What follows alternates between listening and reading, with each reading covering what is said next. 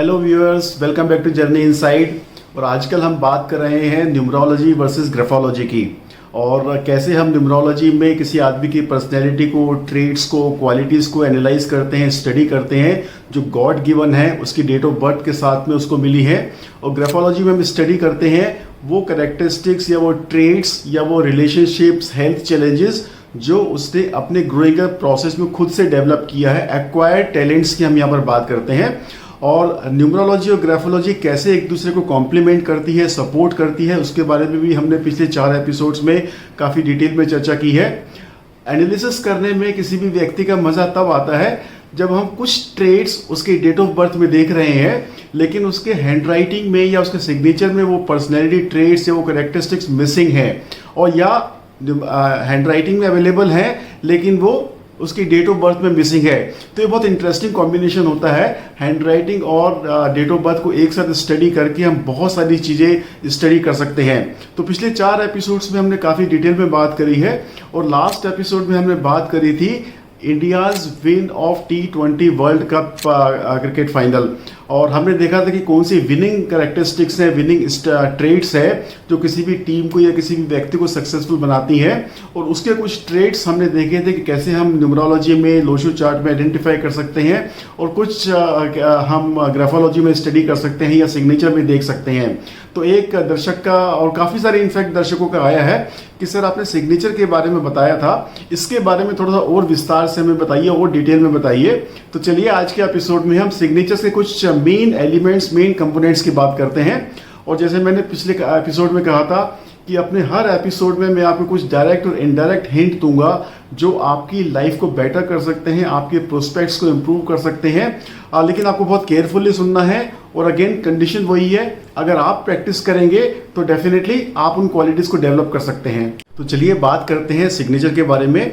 और जब भी हम कहते हैं graphology is all about hand writing and signature analysis, तो हम इसको hand writing and signature analysis क्यों बोलते हैं? सिग्नेचर भी तो हैंड राइटिंग का ही पार्ट है, वो भी तो हैंड राइटिंग है, तो इसको हम सॉर्ट ऑफ सेपरेटली क्यों ट्रीट करते हैं? और इसका एक बहुत बड़ा रीज़न है, लॉजिक है, मैं आपको समझाता हूँ। Your hand writing talks about you when you are in private. आप जब अकेले हैं तो कैसा बिहेव करेंगे, तो आपका कंडक्ट कैसा होगा, तो आप अकेले में कैसे हैं, आपकी क्या पर्सनैलिटी टाइप होगी, उसके बारे में बात करता है। But your signature is your identity in public. वो आपके पब्लिक पर्सोना के बारे में बात करता है, आपके पब्लिक ऑरा के बारे में बात करता है, आप पब्लिक में कैसा बिहेव करेंगे, पब्लिक में आप कैसे हैं, उसके बारे में बात करता है। तो से फॉर एग्जांपल मैं आपको एक छोटा सा एग्जांपल देके बताता हूँ, और आपने भी बहुत सारा नोटिस किया होगा कि बहुत सारे लोग हैं जो बहुत टैलेंटेड है, बहुत हार्ड वर्किंग है, स्किलफुल है, अपने जिस भी फील्ड में काम कर रहे हैं उसकी एक्सपर्टीज उसमें है, लेकिन उनको उतना रिवार्ड्स नहीं मिलता है या रिकॉग्निशन नहीं मिलता है, या लोगों से उतना सपोर्ट नहीं मिलता है। अब आप मुझे बताइए, अगर आपका पब्लिक परसेप्शन खराब है, लोग आपके बारे में अच्छा नहीं सोचते हैं, या आपकी इमेज उतनी बड़ी नहीं है कि लोग आपको रिवार्ड करें, अगर आपका बॉस आपको ये सोच रहा है कि ये बंदा काम तो अच्छा करता है लेकिन हायर रिस्पॉन्सिबिलिटी लेने के लायक नहीं है, तो क्या आपको प्रमोशन मिलेगा? क्या क्लाइंट्स आपको बिजनेस देंगे? क्या आप बिजनेस को एक्सपेंड कर पाएंगे? और मैं अपने बहुत सारे क्लाइंट्स में देखता हूं जो बहुत हार्ड वर्किंग है, लेकिन उनका सिग्नेचर गड़बड़ होता है, जो उनकी पब्लिक परफॉर्मेंस को और जिस तरह से वो व्यवहार करते हैं दूसरे लोगों के साथ में और दूसरे लोगों के बीच में, वो बहुत ज़्यादा ख़राब होता है। तो सिर्फ सिग्नेचर को थोड़ा सा मॉडिफाई करके, थोड़ा सा रीडिज़ाइन करके हम उनको वो रिजल्ट्स दिला सकते हैं जो वो डिज़र्व करते हैं। तो इस एपिसोड में मैं बात करूंगा कि सिर्फ सिग्नेचर डिज़ाइन करके, पावर सिग्नेचर डिज़ाइन करके हम आपको बहुत सारी सक्सेस, बहुत सारा रिकॉग्निशन, बहुत सारे हेल्थ चैलेंजेस आपके दूर कर सकते हैं, आपकी रिलेशनशिप्स को बहुत ज़्यादा इंप्रूव कर सकते हैं। तो सिग्नेचर के 3-4 एलिमेंट्स मैं आज आपके साथ में डिस्कस करता हूँ।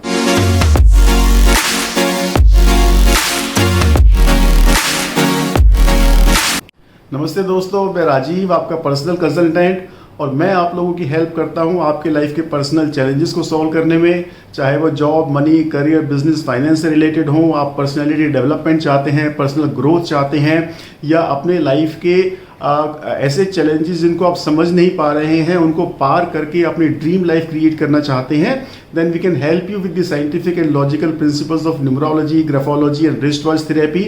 और अगर आप ऑकल्ट साइंसेज में इंटरेस्ट रखते हैं, न्यूमरोलॉजी सीख कर अपना सक्सेसफुल कैरियर लॉन्च करना चाहते हैं और बहुत सारे लोगों की हेल्प करके खुद को इस्टेब्लिश करना चाहते हैं, तो आप मेरे साथ में प्रोफेशनल न्यूमरोलॉजी कोर्स भी कर सकते हैं, जिसका लिंक मैं नीचे डिस्क्रिप्शन में दे रहा हूं, आप उसको एक्सप्लोर कर सकते हैं। और अगर आप किसी भी तरह का बिजनेस रन कर रहे हैं या सेल्फ एम्प्लॉयड प्रोफेशनल हैं, तो अपनी पब्लिक पर्सोना, पब्लिक इमेज, जैसे मैंने सिग्नेचर के बारे में बताया कि वो आपकी पब्लिक आइडेंटिटी है, उसी तरह लोगो आपका सिग्नेचर की आइडेंटिटी है।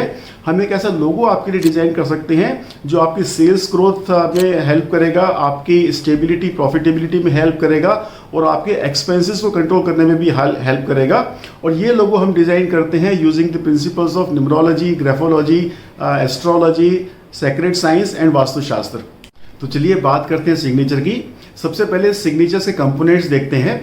किसी भी व्यक्ति के जब हम सिग्नेचर देखते हैं तो उसको 3 पार्ट्स में डिवाइड करते हैं, first name, middle name and last name.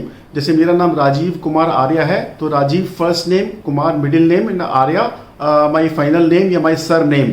Name first name बात करता है उस व्यक्ति के बारे में, उस पर्सन के बारे में, चाहे वो मेल है चाहे फीमेल है, उसकी व्यक्तिगत लाइफ के बारे में बात करता है। मिडिल नेम बात करता है उसके फादर के बारे में, मेल एनर्जी के बारे में, इसके बारे में हमने बहुत ज़्यादा चर्चा करी है। एंड फाइनली सर नेम बात करता है उसके मदर के बारे में, वाइफ के बारे में, बच्चों के बारे में और कैसे वो अपना टाइम स्पेंड करता है इस बारे में।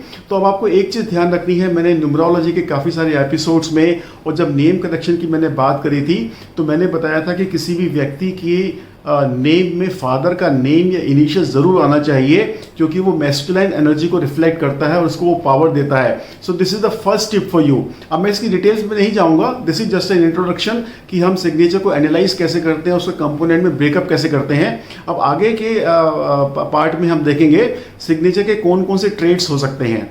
तो सबसे पहले बात करते हैं साइज के बारे में।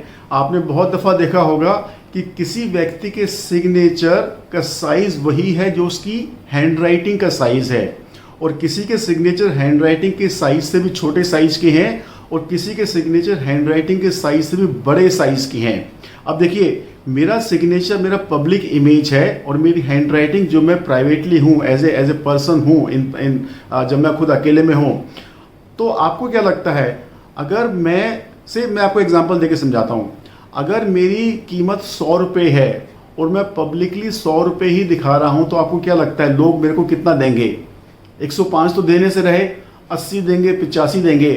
लेकिन मेरी कीमत 100 रुपये है और मैं सिर्फ 65 रुपये दिखा रहा हूँ, तो क्या मेरे को 85 रुपये, 90 रुपये मिलेंगे? मेरे को शायद 50 रुपये मिलेंगे। लेकिन अगर मेरी कीमत 100 रुपये है और मैं पब्लिक में 125 दिखा रहा हूँ, तो मुझे कितना मिलने वाला है? डेफिनेटली 110, 115, 120 तो मिलेगा। और यही फ़र्क होता है सिग्नेचर के साइज़ का, कि मेरी प्राइवेटली इमेज कैसी है वो अलग बात है, लेकिन मेरा पब्लिक पर्सोना कितना बड़ा है, लोग मुझे कितना ऑथेंटिकेटेड, कितना एक्सपर्ट, कितना एक बड़ी इमेज के साथ में कंसिडर कर रहे हैं, और दुनिया मेरे को वही रेस्पेक्ट देने वाली है, वही रिवॉर्ड रिकॉग्निशन देने वाली है जितना मैं इमेज प्रोजेक्ट कर रहा हूं।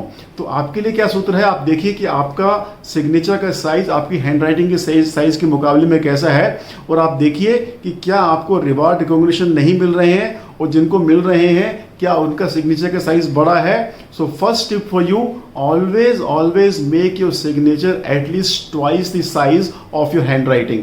एक और एलिमेंट सिग्नेचर का जिसके बारे में बहुत ज़्यादा मिसकंसेप्शन है, और आपने देखा होगा कि कुछ लोग सिग्नेचर के नीचे एक लाइन खींचते हैं, अंडरस्कोर देते हैं, और उसको सिग्नेचर को बोलते हैं कि ये एक प्लेटफॉर्म है जिसमें हमें खड़े होने का मौका मिल गया, ये हमें बेस देता है, एक आधार देता है।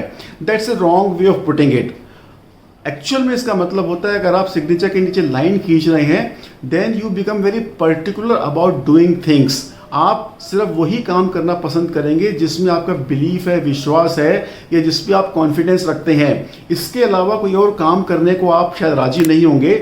और मैंने तो कुछ लोग ऐसे भी देखे हैं कि वो इतने ज़्यादा रिजिड हो जाते हैं अपनी पर्सनैलिटी में, इतनी ज़्यादा पर्टिकुलर हो जाते हैं कि वो ऐसे लोगों से बात भी नहीं करेंगे जिनको वो पसंद नहीं करते हैं। अब आप मेरे को बताइए, अगर आप जॉब बैकग्राउंड में हैं और आप इस रिजिड नेचर के साथ में जा रहे हैं, तो आपका अपने कलीग्स के साथ में या बॉस के साथ में रिलेशनशिप कैसा रहेगा? आप एक बिजनेसमैन है और एक कोई क्लाइंट आपका है या कस्टमर है जिसको आप पसंद नहीं करते हैं, तो क्या वो आपको बिजनेस देने वाला है? क्या ये अंडरलाइन खींचना आपके लिए सही रहेगा? मैं कंसल्टेंट हूँ, मेरे को हर आदमी से व्यवहार करना है, हर तरह के लोगों से मेरे को डील करने का एक फ्लेक्सिबिलिटी चाहिए। अगर मैं अंडरस्कोर डाल रहा हूँ तो क्या मेरी नेचर रिजिड नहीं हो जाएगी? I will be tempted to do only those things which I believe in. ये एक अच्छी क्वालिटी हो सकती है, लेकिन हमें देखना ये है कि क्या वो मेरे पर्पस को सूट कर रही है नहीं कर रही है। इसलिए जब भी हम कहते हैं कि हम सिग्नेचर डिज़ाइन करते हैं एक पर्टिकुलर रिजल्ट को अचीव करने के लिए या उस आदमी की प्रॉब्लम्स को रिमूव करने के लिए, और वो क्या रिजल्ट चाह रहा है, किस प्रोफेशन में, क्या उसका ऑलरेडी व्यवहार है, इन चीज़ों पे बहुत ज़्यादा मैटर करता है। तो underscore could be positive, could be negative. मैं एक एग्जांपल आपको देके बताता हूँ। मेरे क्लाइंट थे, वो सिविल कॉन्ट्रैक्टर हैं और गवर्नमेंट डिपार्टमेंट्स के सिविल काम करते हैं। उनकी हैंड राइटिंग में अंडरस्कोर था और उनका गवर्नमेंट डिपार्टमेंट्स के सारे अफसर के साथ में बहुत ज़्यादा प्रॉब्लम रहती थी। और जब मैंने उनको ये बात बताई कि आपकी प्रॉब्लम इस वजह से आ रही है, आप बहुत ज़्यादा रिजिड हो रहे हैं और गवर्नमेंट डिपार्टमेंट से डील करने के लिए आपका बहुत फ्लेक्सिबल अप्रोच चाहिए, बहुत एडजस्टमेंट कंप्रोमाइजेस करने पड़ते हैं, then he really understood the problem कि क्यों हर अफसर के साथ में उनकी प्रॉब्लम आ जाती है। And the moment he remove this underscore, his business flourished like anything. But friends, मैं आपको ये रिकमेंड नहीं कर रहा हूँ कि आप सब लोग अंडरस्कोर हटा दो। सिचुएशन पे डिपेंड करता है। अगर आप एक अथॉरिटी पोजीशन पे हैं जहाँ पे आपको कमांड करना है और आपको बहुत ही स्ट्रेट फॉरवर्ड, बहुत ही कमिटेड रह के कुछ एक बहुत ही स्ट्रेट लाइन में आपको काम करना है, तो वहाँ पे हो सकता है ये आपके लिए काम कर जाए। बट बी केयरफुल, किसी एक्सपर्ट से बात करके ही आप इसको चेंजेस कीजिएगा।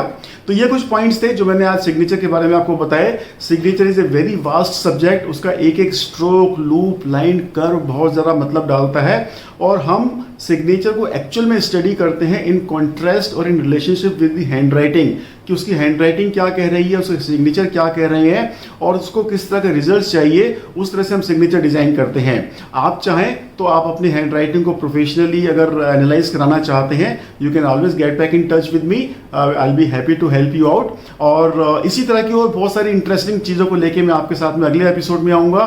तब तक आप चैनल को सब्सक्राइब करते रहिए, लाइक करते रहिए, शेयर करते रहिए, कमेंट करते रहिए, and I see you next time. Bye bye.